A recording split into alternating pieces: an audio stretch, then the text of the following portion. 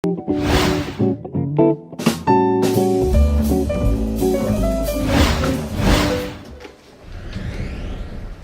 ustedes muy buenas noches. Señora Presidenta de la Comisión Organizadora de la Universidad Nacional de Barranca, doctora Inés Garate Camacho. Señora Vicepresidenta Académica Arcelia Cruz Sánchez. Señor Vicepresidente de Investigación Luis Enrique Carrillo Díaz.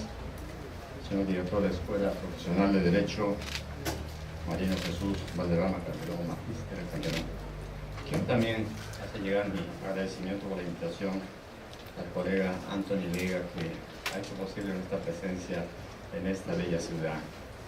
Sin más preámbulos, en primer lugar, Presidenta, quiero transmitir el saludo afectuoso de nuestra Casa de Estudios San Marcos y de la Facultad de Derecho de la cuatricentenaria Casa de Estudios, tanto de docentes como de estudiantes y administrativos. Y viendo como comisión organizadora, no puedo dejar de decirle que estamos a disposición para poder ayudarla, Marino, para poder ayudar en el campo del derecho con los docentes que ustedes puedan requerir en nuestra facultad o en las conferencias o seminarios que ustedes organicen especializados en las diferentes materias. Sin más preámbulos, vamos a ingresar al campo de la ejecución penal. La ejecución penal es nueva en el Perú. El Código Penal de 1924 era el único que tenía algunos contenidos respecto a la liberación condicional, redención de pena y trabajo penitenciario. ¿Cuándo es que nosotros ingresamos a tener una legislación ya más o menos mínima de aplicación a nivel nacional en el Perú? El año 69, cuando se dicta el decreto ley 17581, conocido como Unidad de Normas para Ejecución de Sentencias Condenatorias. Esta norma incorporó por primera vez en el Perú mecanismos de beneficios penitenciarios que no conocíamos nosotros antes. Introdujo por primera vez la redención de pena, incorporó la semilibertad, incorporó también el permiso especial de salida. Voy a referirme después, ya en el código mismo, a estos beneficios penitenciarios. Pero ¿cuándo es que nace un código de ejecución penal en el Perú? La Constitución Política de 1979, en el artículo 234, dispuso que el tratamiento penitenciario, que tiene por objeto la rehabilitación y tratamiento interno, se realiza mediante un código de ejecución penal. De esta manera fue mandatoria la Carta Magna, la ley de leyes, para determinar que era necesario no solamente tener un código penal que determinara las penas y las medidas de seguridad, sino también un código procesal que determinara los mecanismos para efectos de la imposición de la sanción. Pero faltaba un código que se encargara de cómo se ejecutan estas medidas impuestas por el órgano jurisdiccional. En ese sentido, en abril de 1985 se dicta el primer Código de Ejecución Penal en el Perú mediante el Decreto Legislativo 330 del 15 de marzo de 1985. Este código lo que hizo fue incorporó un título preliminar que no tenía el Código Penal de 1924 ni el Código Procesal en Procedimientos Penales de 1940. Quiere decir que en el título preliminar, ¿qué condensa este primer código? Los grandes principios, los grandes lineamientos, los grandes fundamentos del Estado respecto a la ejecución penal. ¿Qué incorporó como nuevo esta legislación primera del Código de Ejecución Penal? Incorporó un título preliminar que en 10 artículos sintetizaba lo que las normas mínimas de Naciones Unidas sobre prevención y tratamiento de delincuentes de 1948 determinó, como por ejemplo, que regula un código de ejecución penal. El Código de Ejecución Penal tanto el actual como este de inicio del año 85, regula el cumplimiento de las penas, medidas de seguridad, pero además, dice, se encarga de la ejecución de todas las modalidades de pena que dicta el órgano jurisdiccional. En ese sentido va a ver usted en el sistema penitenciario penas que se cumplen al interior de un centro reclusorio, que es la única que puede ser la pena privativa de libertad, y las penas alternativas a la privación de la libertad, como pueden ser las penas de ejecución suspendida y otras que también forman parte del acervo del Instituto Nacional Penitenciario como encargo de ejecución de condena. También después de 1945, ya cuando termina, 41, cuando termina la Segunda Guerra Mundial, en el Perú y en el mundo se dieron las grandes normas respecto a los derechos fundamentales de la persona humana, la Declaración Universal de Derechos Humanos. Pero una vez que supieron que en la comunidad libre teníamos esto, se encontraron que también teníamos seres humanos en cárcel que tenían o que estaban clamando alguna forma de responsabilidad frente a la ley. De esta forma se incorpora, por ejemplo, que la prohibición en la ejecución de condena de cualquier trato humano, cruel o degradante que establece las normas mínimas. Y eso se debe cumplir, y al mismo tiempo dice la ejecución penal, o sea, el cumplimiento de las penas o medidas de seguridad en el centro carcelario, debe estar prohibido de cualquier otra forma de tratamiento discriminatorio de carácter social, religioso o político. Y de esta forma se incorpora al campo penitenciario un tratamiento único que reconoce a la persona humana como el centro de la atención y el centro de la atracción para el cumplimiento de las condenas. ¿Qué trae como novedad este primer Código de Ejecución Penal? Este primer Código de Ejecución Penal reconoce ya lo que ya desde 1937 se venía esbozando, pero no en forma muy clara, y en 1969 se dijo algo sobre el sistema progresivo. El artículo 4 del título preliminar estableció que la ejecución de la pena, que tiene por objeto la rehabilitación del interno, se lleva a cabo mediante un sistema progresivo. ¿Qué es un sistema? El sistema es el conjunto de principios, lineamientos o fundamentos que dispone el Estado para el logro de un determinado objetivo, en este caso para el objetivo de la rehabilitación social. En ese contexto, el Perú pudo haber adoptado otros sistemas que en el mundo existían, como el sistema celular, caracterizado por el aislamiento total diurno y nocturno, que fue el primer sistema que surgió, como se llamó el sistema de la Gran Ley, el sistema pensilvánico o el sistema del aislamiento. Este sistema no tuvo mayor repercusión, a pesar de que nació en Pensilvania, en Estados Unidos, no tuvo mayor bifurcación en el mundo, salvo en los países de Europa Baja, en el que por el carácter mismo de la gente pudo implementarse el sistema celular, pero no tanto en Estados Unidos. ¿Qué traía este sistema celular? El aniquilamiento de la persona en los centros carcelarios. ¿Se imagina usted una reclusión de 20 años o 15 años con una salida de media hora o una hora al patio y 11 horas en reclusión? El hombre enloquecía en el centro carcelario, y generalmente la historia y la doctrina determinan que morían muchos presos con artritis, morían con tuberculosis. Por eso se deshace este sistema celular.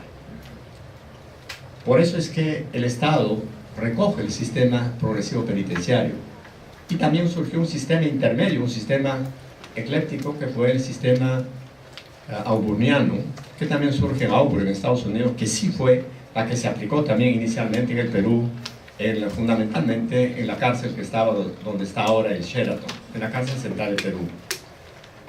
Este sistema progresivo, ¿qué tiene como característica? La característica fundamental es que el tratamiento se realiza mediante la progresividad, o sea, los estadios que pueda darse o las etapas que pueda darse esto en el cumplimiento: la observación, la clasificación, tratamiento y prueba. Ha ingresado un grupo de 5 personas, un sonado caso de corrupción hace 2 días al centro penitenciario de Ancón. Dentro del sistema progresivo, ¿dónde creen que están ellos en este momento? No están todavía en su celda, están en la fase de observación para efectos de clasificación. Eso es lo que determina ahora el nuevo sistema penitenciario, que permite el conocimiento de la persona que ingresa al centro carcelario y la ubicación en los diferentes ambientes o compartimientos del establecimiento penitenciario. En algunos países esto puede ser hasta 3 meses, pero en el Perú estamos casi en una etapa de 48 a 72 horas, el interno será ubicado en su celda. Ahí se produjo la observación, que es el mínimo conocimiento de las características que tiene esta persona que ingresa al centro penitenciario, y conocer las aptitudes y bondades para trabajo y educación, y también el estado de salud que tiene. La clasificación penitenciaria no es otra cosa que la ubicación del interno en los diferentes compartimientos del establecimiento penitenciario en función a grupos homogéneos: jóvenes adultos 18 a 25 años, los adultos 18 a 50, los geriátricos, enfermos mentales, homosexuales, etc. Tuberculosis y todas estas cosas. Y una fase muy larga dentro del sistema progresivo es el tratamiento, que, como dice Concepción Arenal, o como dijera el presidente de la reforma penitenciaria española, García Valdés, es la aplicación intencionada a cada caso particular de las acciones que van a provocar la mejora o la rehabilitación del hombre para determinar un retorno a la comunidad social en condiciones mejores. Por eso es que Marcó del Pont, por ejemplo, en el sistema penitenciario, hace una diferenciación muy clara entre lo que es régimen, entre lo que es sistema y lo que es tratamiento. Yo conceptúo con Marcó del Pont: régimen es distinto, tratamiento es distinto y sistema es distinto. Por eso es que el Perú acoge ahora el sistema progresivo penitenciario, que cuando hablemos al final de esta charla sobre beneficios penitenciarios vamos a retornar a esto, por qué los beneficios ahora están determinados en función del régimen. Para mí, este primer Código de Ejecución Penal es importante también porque incorporó en el artículo 7º del título preliminar un mecanismo muy importante, que es el cumplimiento de sentencias en el extranjero. Un extranjero sentenciado en el Perú puede cumplir su condena en el extranjero, sí. Tenemos en el Perú actualmente 21 tratados internacionales, mediante los cuales los extranjeros sentenciados de esos países por convenio bilateral pueden ir a cumplir su condena en su país de origen. Esto implica que la sentencia impuesta en el Perú no se modifica. 10 años, se mantiene 10 años. Va, por ejemplo, un interno a Canadá, a Italia, a Chile, a Bolivia, a Costa Rica, a Venezuela, a Alemania, etc. La condena se mantiene inalterable. Ese es recíproco, porque puede venir también un peruano sentenciado en esos países al Perú a seguir cumpliendo su condena. Lo que implica es que la sentencia impuesta en el Perú o en el país de origen de la sentencia no se modifica en el país receptor. Lo único que hace es, se cambia de establecimiento penitenciario. El país de donde es originario el interno recibe al interno de su país y va a permitir que él cumpla su condena. Pero hay algunos mecanismos a través de los cuales yo puedo ejercitar el control de esa condena. ¿Cómo ejercita un país? Yo envío a una persona sentenciada, a un canadiense a Canadá, ¿cómo lo controlo? Puede el consulado hacerlo, pero también yo puedo pedir como un país que me informen semestralmente cómo va el cumplimiento de la condena. Pero el control verdadero está en que el país receptor no puede indultar ni amnistiar. Ahí está el control. Si un canadiense peruano sentenciado en Canadá viene al Perú, el Perú no lo puede indultar ni amnistiar, lo indultará el presidente de Canadá. Un canadiense sentenciado en el Perú que va a Canadá, solo Kuczynski lo podrá indultar o amnistiar. Esa es, por ejemplo, una de las novedades que trae el Código de Ejecución Penal actual, el nuevo de 1985, y que se replica también en el Código de Ejecución Penal actual. Este cumplimiento de sentencia es importante porque permite que el interno pueda cumplir su condena en su país de origen, cerca a la familia, porque la resocialización está en función no solamente del cumplimiento de la pena, sino está en función de que el interno tenga los mecanismos adecuados para consolidar esta determinación, cerca a la familia, su idioma, su costumbre, etc. Y que no se rompa esto por razones de la sentencia. Otro aspecto importante está también en que este Código de Ejecución Penal dijo que las modificaciones de las leyes para referirse al campo penitenciario se aplican lo más favorable al interno. Eso va a ser materia de tratamiento también en esta tarde, porque yo he venido con toda la disposición del caso. Me han alojado en un hotel, tengo hasta las 12 de la noche. No hay ningún problema y vamos a admitir al final las preguntas también que son importantes para mí. No, yo he venido exclusivamente para esto. Mañana felizmente es feriado y puedo irme a las 8 de la mañana de acá. Señor, además, este código es de carácter humano porque hace ciertas excepciones, por ejemplo, y dice la madre gestante y la madre con niño gozan de amplia protección de este código. ¿Cómo se manifiesta esto al interior de la legislación penitenciaria? Por ejemplo, en campo del régimen disciplinario dice la madre gestante no podrá ser materia de sanción de aislamiento cuando está con el niño o cuando ella está embarazada. Y también las personas mayores de edad o aquellos que sufren de alguna enfermedad que puede trastocar su salud al interior de la cárcel.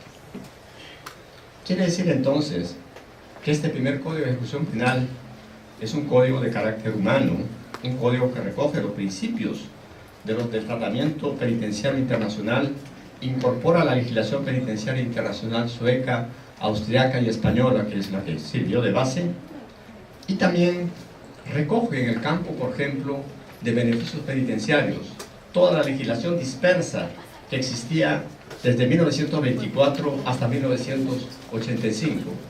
Por ejemplo, usted va a ver el Código Penal de 1924, si usted puede ir todavía a la biblioteca, del artículo 58 al 64 ya no está la liberación condicional.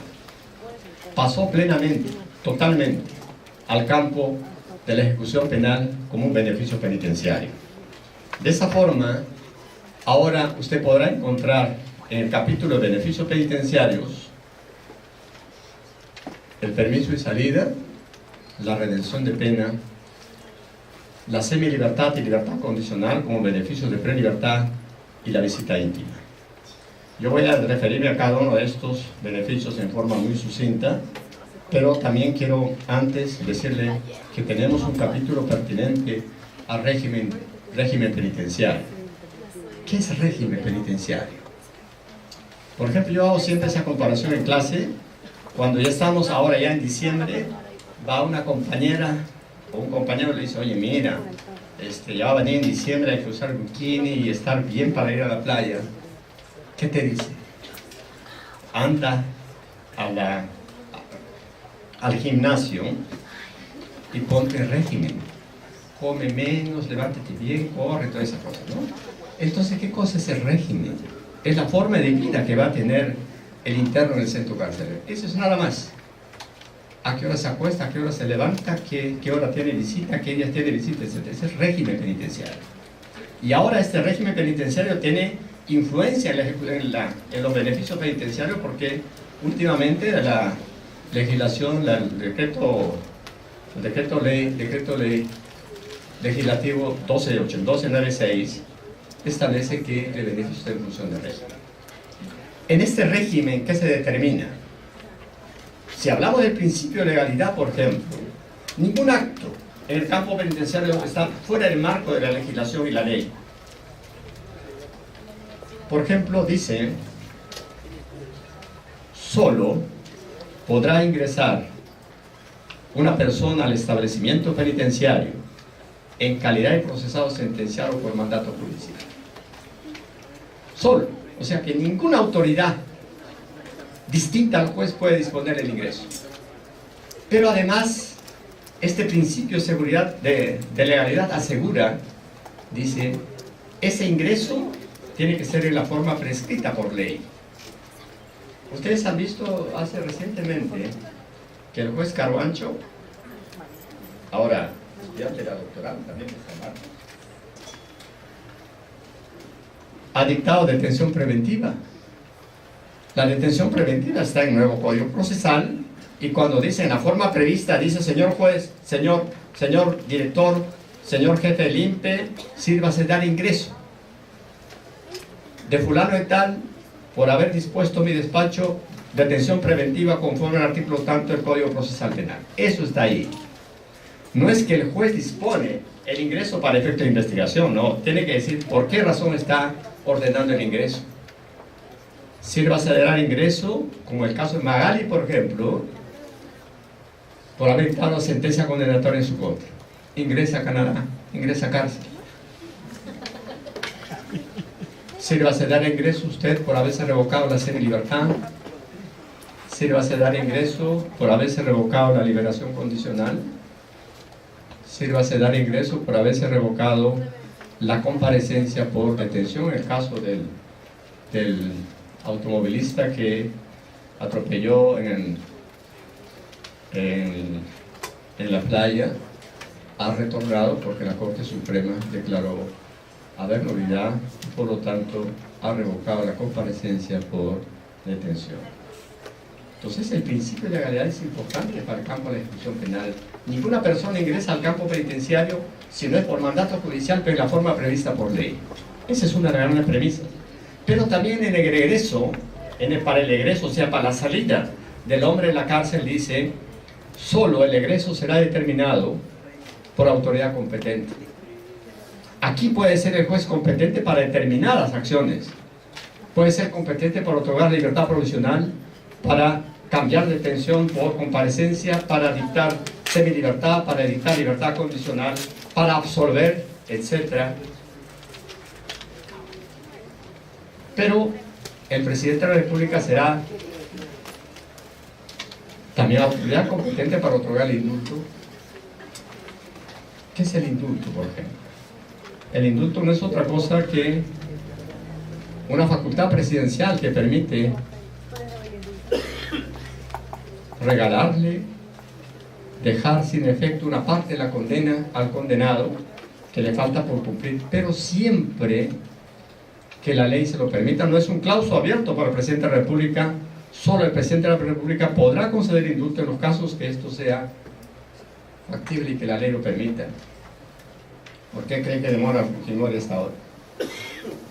Porque en la sentencia se hace mención a lesa humanidad, y en lesa humanidad no hay o no es factible el indulto. Gracias.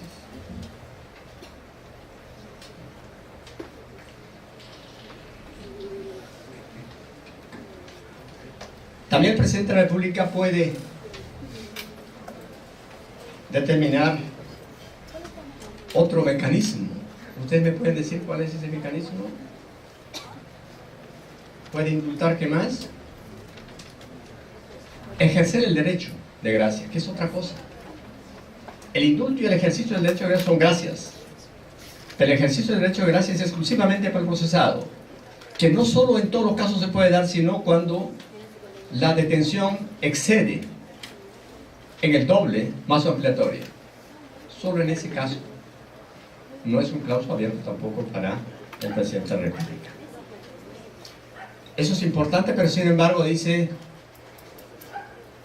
puede otorgarse la libertad solo en la forma prevista por ley si el interno hace redención de pena y suma a la reclusión efectiva la redención de pena, puede obtener la libertad definitiva. No estoy hablando de la libertad por cumplimiento de condena. El cumplimiento de condena es un derecho que tiene el interno de obtener mañana su libertad. Hoy día cumple mañana su libertad. Marta Guatay, 25 años.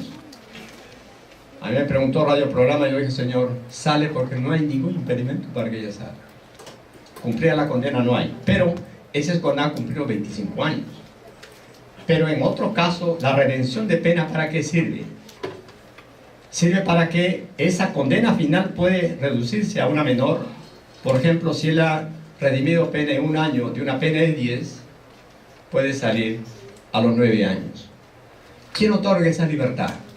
La libertad definitiva con redención de pena. Ya no es el juez. La única libertad que puede otorgar el director del establecimiento penal es esta, la libertad definitiva con redención de pena. Dicho esto, vamos a entrar un poco al régimen disciplinario. El régimen disciplinario no es el mecanismo para sancionar al interno, sino es el conjunto de normas o reglas que rigen la vida del interno para efectos de una convivencia adecuada en el establecimiento carcelario. Para esto ha creado la legislación cuáles son las faltas graves y cuáles son las faltas leves. Un interno puede matar a otro, sí. Un interno puede robar a otro, sí. Puede violar a otro, sí. Puede estar en posesión de drogas. Eso puede ser un delito, y es un delito que será materia de comunicación por la autoridad penitenciaria al fiscal para la apertura de la investigación preliminar y la denuncia posterior y la apertura de un proceso penal correspondiente. Pero para el campo penitenciario, eso será una falta grave que debe ser materia de investigación. ¿Quién investiga la sanción para efecto de sanción en el campo penitenciario? El Consejo Técnico Penitenciario, que se convierte en la máxima autoridad de un establecimiento penitenciario. ¿Quién lo conforma? El director del establecimiento penal, el jefe de seguridad, el director de administración y un miembro del órgano técnico penitenciario. También en esa investigación se ha incorporado una serie de mecanismos que determinan, por ejemplo, que el interno no puede ser sancionado sin haber sido escuchado. Funciona el principio de presunción de inocencia, funciona el principio de proporcionalidad. El interno responde estrictamente por los daños, por la lesión que ha causado con su accionar. El principio de inmediación, que es la misma autoridad que escuchó o recibió las pruebas de descargo, será el que debe resolver respecto de la sanción. Y el principio de humanidad. El principio de humanidad significa que para el campo penitenciario funciona esto. El indulto humanitario, por ejemplo, ya no tiene en cuenta la naturaleza del delito, sino tiene en cuenta la persona humana. Más vale que ese hombre muera en su casa que en el establecimiento penitenciario, pero tiene que tener los informes médicos ciertos, reales, no como en el caso Cruciat, por ejemplo. En el caso Cruciat hicieron 10 informes médicos y los 10 informes mintieron, y al final se tuvo que determinar la vuelta al establecimiento penitenciario, dejar sin efecto, nula, la resolución que concedió. Señor, el indulto no es revocable, pero el indulto humanitario es un mecanismo distinto, un apéndice del indulto general.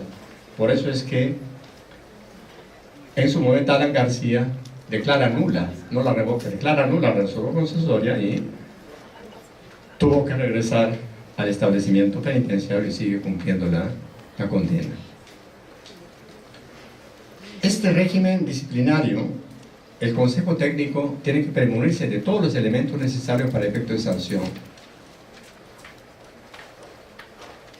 Mire, el tiempo que le da a veces es mucho más largo que lo que da el Código Procesal Penal para efectos de investigación y sanción. Para efectos de falta leve, por ejemplo, dice el Consejo Técnico tiene 4 meses para investigar. Para falta grave tiene 8 meses. Pero también, al igual que en campo penal, impuesta la sanción puede permanecer per se en el tiempo. No. ¿Qué dice el artículo 69 del Código Penal?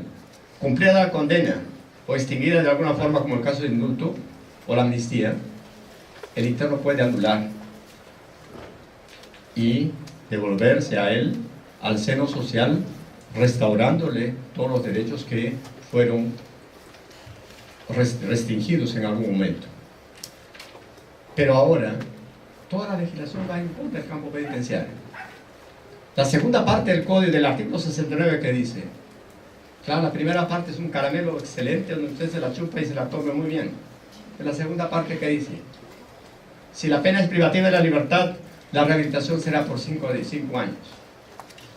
¿Quién trabaja 5 años sin un antecedente negativo en la comunidad libre? ¿Qué le piden a usted para poder trabajar? Entonces está haciendo la propia ley y la propia comunidad contraria al interno para efectos de resocialización. Por eso nosotros no participamos con la secuela española cuando dice, pues hombre, la reincidencia no es otra cosa que la vuelta del hombre cuando ha cometido un nuevo... Claro, es un acto matemático, ¿no es cierto? Cuando regresa al establecimiento penal luego de haber cometido un delito antes de los 5 años. Matemático. Para nosotros en el campo penitenciario, ¿no?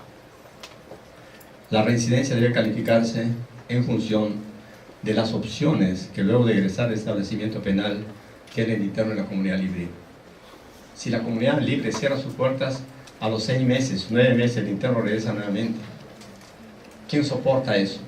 Por eso es que la legislación debe ir también en marcha para ayudar y socorrer al interno que egresa del campo penitenciario. Muy bien, dicho esto, ¿qué ha pasado en la legislación en el campo penitenciario durante estos últimos 10 años? Estos 10 últimos años, la legislación penal se ha caracterizado por la dureza en la imposición de las sanciones, por la creación de nuevos tipos penales, por restringir o eliminar beneficios penitenciarios en función del tipo penal o del delito, y fundamentalmente porque las leyes se han dado sin ningún estudio previo. Las leyes en el Perú están siendo dictadas en función a una reacción del Estado frente a la criminalidad reinante en el mundo nuestro. La niña Romina es atacada junto a su familia en la Paseo República. A la semana, ley de reincidencia habitualidad 29.604. Ataca a un congresista junto a su novia, a su nueva esposa, la ley contra la seguridad ciudadana, la 30.076. Surge una serie de grupos organizados de gente que se dedican al crimen, ley de crimen organizado, la 30.077. Todas estas normas han sido totalmente restrictivas para el campo penitenciario.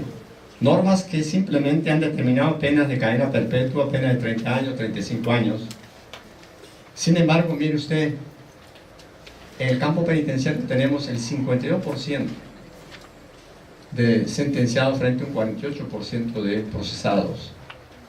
La población penitenciaria es joven, el 62% de la población penal tiene 18 a 29 años. Población penal joven, activa, que puede reincorporarse, pero a veces por la disposición de la ley se van a querer a cumplir la pena total. Tenemos un buen grupo de extranjeros en el Perú, casi son 1.6% de los extranjeros, 1.700 extranjeros. El 95% de esta población son tráfico de drogas, chicas bellas, guapas, simpáticas, que aceptan ir al extranjero llevando una maleta de recuerdo.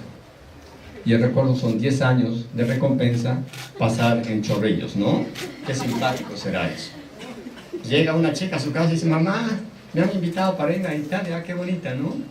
Simpático, ¿qué pasa? ¿Y tu pasaje? No, me lo van a regalar. Sí, pues te van a regalar el pasaje a la cárcel.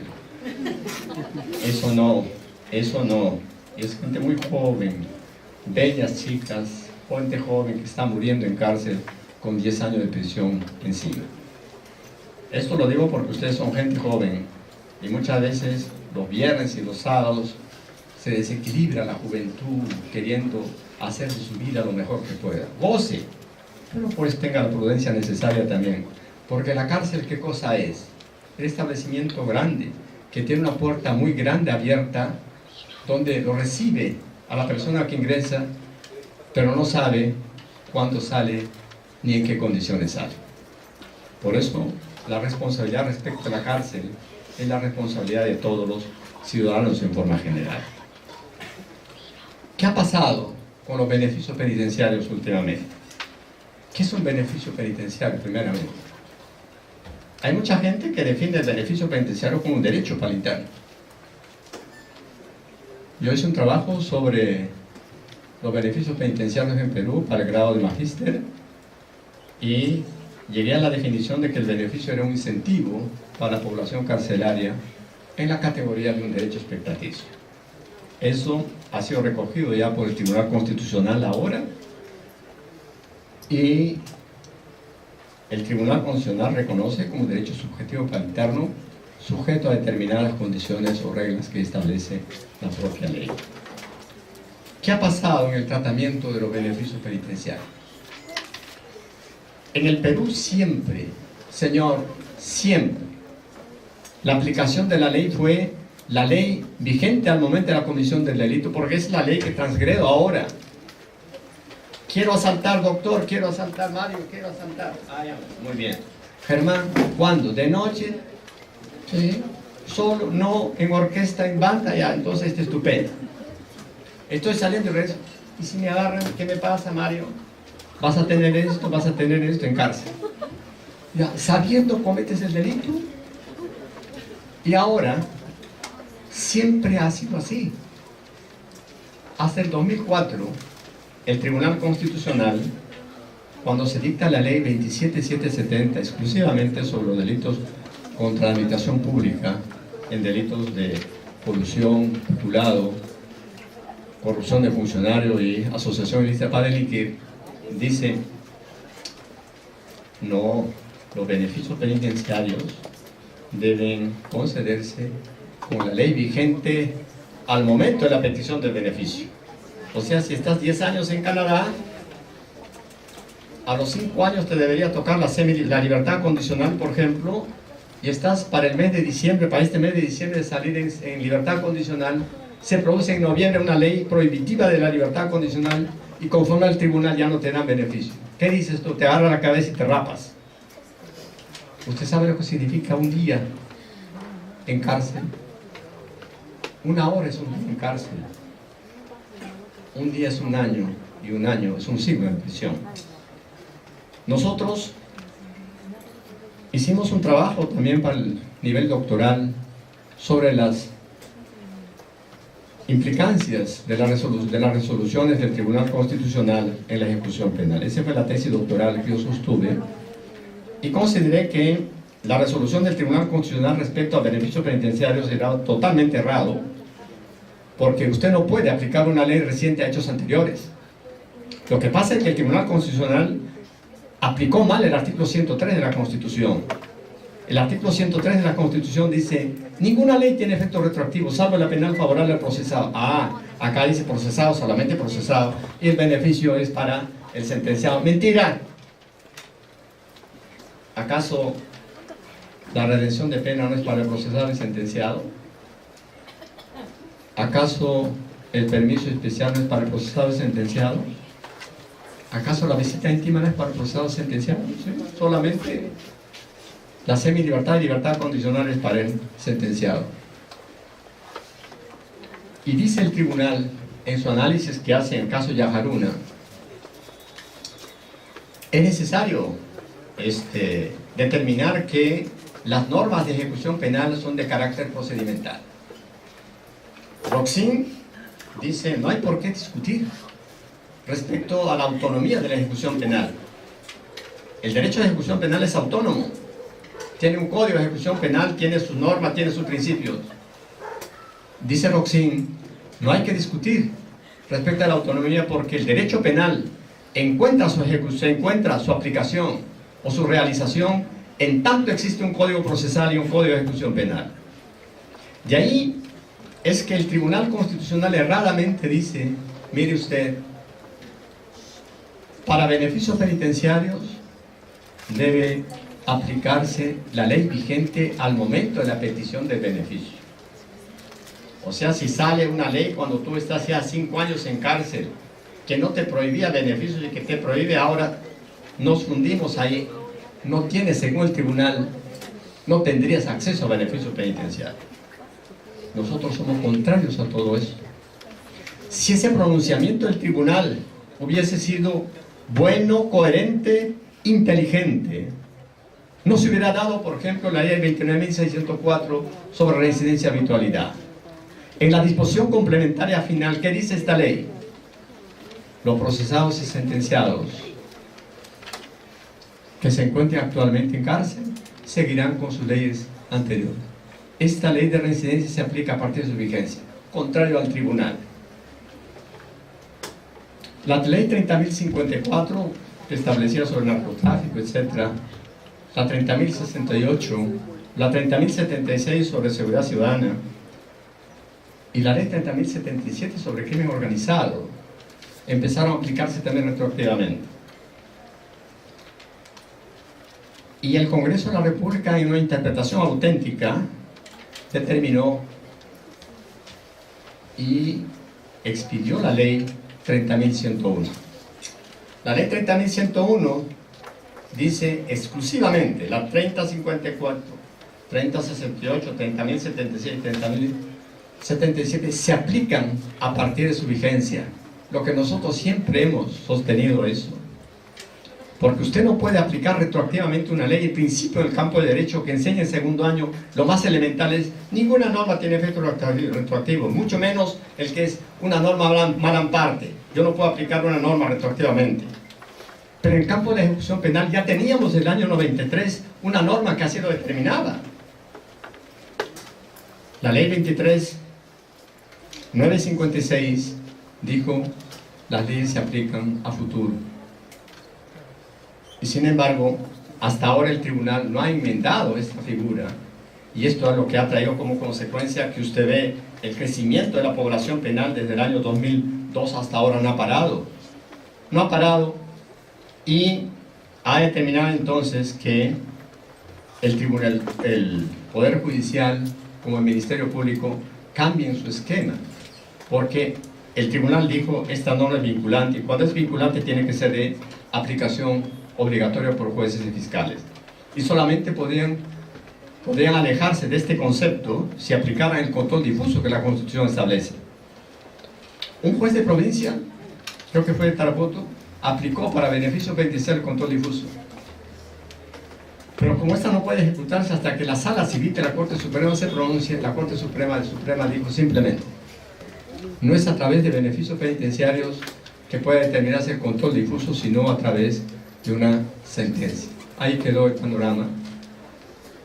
Sin embargo, yo considero que el tiempo nos dirá, y la aplicación de la ley para el campo penitenciario tendrá que ser en función del tipo penal, materia de infracción al momento de su comisión. La última ley, la 12.096 sobre beneficios penitenciarios dice, habla de semilibertad y libertad condicional. ¿Qué es semilibertad? Semi es mitad en Canadá, mitad libre, mitad en cárcel, mitad en calle. No tenemos ahora ese control. Son mecanismos de prelibertad que se concede al sentenciado cuando ha cumplido una parte de la condena. ¿Y qué dice esta norma? La semilibertad se concederá cuando el interno ha cumplido un tercio de la pena efectiva. Y se refiere a que en la disposición transitoria hace referencia a que la aplicación temporal de la ley será en función de la sentencia final que da fin al proceso. Eso será para efecto de cuál norma aplicar para efecto de la pena misma, está bien. Si le procesaron por robo agravado y al final la sala dice es hurto, muy bien, pues será hurto y por lo tanto con esa norma tendrá que calificarse beneficio penitenciario. Pero lo más importante está en que esta última ley dice, será concedida la semilibertad siempre y cuando el interno se encuentre ubicado en el régimen de mínima o mediana seguridad. Está incorporando un mecanismo nuevo para la calificación de los beneficios penitenciarios en función de la clasificación del interno en centro penitenciario. Esto significa que el Instituto Nacional Penitenciario deberá tener o deba tener el cuerpo especializado que clasifique adecuadamente a los internos en grupos homogéneos. No vaya a ser que a Caracol le pongan en mínima seguridad y después estamos en problemas. Y también hace referencia que la liberación condicional es cuando ha cumplido la mitad de una segunda condena. Cuando es ingreso, o sea, la sentencia por una segunda condena ya ha cumplido la mitad de la pena. La diferencia que está haciendo era que antes, en la legislación anterior a la 1296, era que la semilibertad era el tercio y 2/3 partes, y ahora habla solamente de 1/3 para semilibertad y 50% para liberación condicional, y sí hace referencia a la liberación condicional al cumplir las 3/4 partes que apareció por primera vez con el caso de terrorismo con el decreto legislativo 927, y siempre y cuando pague el íntegro de la reparación civil la multa. A mí me parece importante, porque no solamente el campo penitenciario debe velar por el interno, por la seguridad del interno y la reinserción del interno, sino también debe velar porque la víctima sea resarcida por el daño causado. Y acá dice la nueva ley, en el caso de la multa, tanto para semilibertad y libertad condicional debe pagar el íntegro. En el campo de la reparación civil dice, puede pagar una parte, el total, o pagar de acuerdo a lo que determine el juez, pero no menos del 10%. Esto a mí me parece muy bien, pero los mecanismos de prelibertad, tanto semilibertad y libertad condicional, no son libertades definitivas, sino son libertades condicionadas a ciertas reglas de conducta, sujetas a reglas de comportamiento y sujetas a revocatoria. Revocar es dejar sin efecto el mandato concesorio. Revocar es volver a la situación anterior al interno. Revocaron y regresa al establecimiento penitenciario. Pero cuidado con esto. A la señorita Yamoja, el juez le revocó la semilibertad. Ahora es una brillante estudiante de la doctoral en San Marcos. Y la sala le revocó esta medida del juez. No la confirmó. ¿Por qué? Porque el juez no notificó previamente, oiga, cumpla con la regla de conducta. No percibió. Y por lo tanto, en 3 líneas dijo, no habiéndose apercibido a la sentenciada o no habiéndose requerido a la sentenciada, revóquese y que siga en semilibertad, como está hasta ahora siendo una brillante profesional. Y miren el daño que se puede causar con medidas que no tienen mayor estudio o mayor detenimiento. Ahora, podemos decir entonces que los beneficios de prelibertad están en función del régimen penitenciario, en función de las normas penales, o sea, del tipo penal, materia de sentencia que determina su condena. En el caso de la redención de pena, que es lo que más está dándose en este momento, casi el 85% de la población penal accede a redención de pena. Dice, antes teníamos, ¿cuáles son los mecanismos de redención que tiene usted ahora? Tiene el 2x1, el 4x1, el 5x1, el 6x1 y 7x1. ¿Cuándo nacieron estos? El 2x1 nació el año 69 con la 17581, pero solo fue para internos sentenciados y que se amplía después en 1980 tanto para procesados como sentenciados. Con este Código de Ejecución Penal actual, la 654, la redención de pena se amplía al 5x1, un nivel técnico. Yo formé parte de la comisión redactora del Código de Ejecución Penal del año 21 y incorporamos un mecanismo nuevo, no solo el 2x1, sino el 5x1. ¿Y cuándo nace el 4x1? Con esta ley última, la 1296, dice, los que se encuentren, ¿no?, en el nivel, en el régimen cerrado ordinario máximo, 4x1, ahí nace. El año pasado, en diciembre del año 96. El 7x1 nació con esta ley 927 para el caso del terrorismo en el gobierno de Toledo, y de ahí se ha venido manteniendo o dándose para otros tipos penales. Y el 6x1 nace con la ley de reincidencia y habitualidad, la 29.604. Ahora, en el caso de la tramitación de los beneficios de prelibertad, por ejemplo, se sigue manteniendo el mismo esquema. El Consejo Técnico organiza y el juez es el que va a resolver en audiencia única. Eso no ha tenido mayor inconveniente en su tratamiento. Pero quiero yo llegar un poco a la visita íntima. Esto supongo va a despertar a algunos de ustedes que están medio con sueño, y yo estoy con ganas de ir todavía 3 horas más para adelante. Estoy acostumbrado a dictar clase pues en la noche, ¿no? Así es que, como me ha invitado Marina de San Marcos, nosotros no tenemos tiempo para eso. ¿Cómo califican ustedes la visita íntima? Es cierto que la legislación penitenciaria lo ha incorporado en el catálogo de beneficios penitenciarios la visita íntima. La visita íntima se da, de acuerdo a la legislación penitenciaria, bajo 2 principios fundamentales, bajo 2 aspectos: la planificación familiar y la determinación de no contagio por relaciones sexuales con el interno. Esas dos, ¿dónde está el campo legal en este caso? Planificación familiar y no contagio por relaciones sexuales. No tiene nada que ver con el campo legal. Yo hace 3 años me he apartado de un trabajo que hice de investigación sobre los beneficios penitenciarios, el tratamiento de los beneficios penitenciarios en el Perú para San Marcos, indicando que la visita íntima ya no debe formar parte del catálogo de beneficios penitenciarios. La visita íntima debe apartarse y debe tratarse simplemente en el capítulo de tratamiento penitenciario sujeto al control del régimen médico. La profilaxia médica no tiene nada que ver con el campo legal. La planificación familiar no tiene nada que ver con el campo legal. Y además, ¿por qué yo me auno a lo que dijera en algún momento un tratadista, ¿no?, Jiménez de Azúa, en El delito y la ley? ¿Qué es la ley para prohibirme o quitarme aquello que por naturaleza me corresponde? Nada.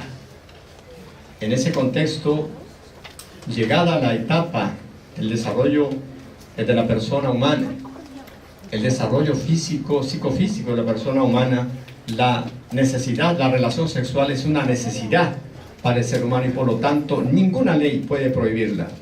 Por eso nosotros nos apartamos, y para nosotros, o para mí particularmente, el beneficio, o sea, la visita íntima ya no debe estar en el capítulo de los beneficios penitenciarios, sino debe estar en el capítulo del tratamiento penitenciario. Finalmente, quiero terminar expresando respecto al permiso de salida. Este permiso de salida, que solo en el artículo 27 del Código de Ejecución Penal se establece, es un beneficio tan importante que usted puede hacer una tesis sobre el permiso especial de salida. ¿Qué es el permiso de salida? Es el egreso periódico de un interno del establecimiento penal, pero en situaciones excepcionales, en situaciones que solo la ley establece.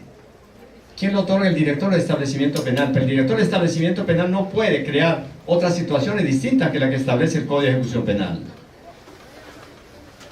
En los casos de grave enfermedad o fallecimiento del pariente más cercano, por razones de humanidad, el interno puede ingresar al establecimiento carcelario. Es más, inclusive si el interno está sancionado por falta disciplinaria, si muere o está gravemente enfermo un pariente, el director puede conceder el permiso de salida. El permiso de salida entonces se convierte en un beneficio excepcional para el interno que permite el egreso para realizar una determinada actividad antes del cumplimiento de la condena, o pues tanto para procesado como sentenciado, y le permite a él salir bajo custodia permanente hasta por 72 horas. Las 72 horas la puede utilizar en un solo acto, yendo de acá a Yunguyo en Puno, o puede utilizarlo viniendo acá a Barranca 10 horas y de vuelta 4 horas para estar con la familia, punto. Pero el beneficio del permiso de salida cumple una función muy especial. Permite el conocimiento del interno respecto de la comunidad externa y fundamentalmente el mantenimiento de la vinculación familiar. Con eso, yo quiero agradecer a ustedes su presencia y podemos entrar a algunas preguntas. Muchísimas gracias por su presencia. Gracias.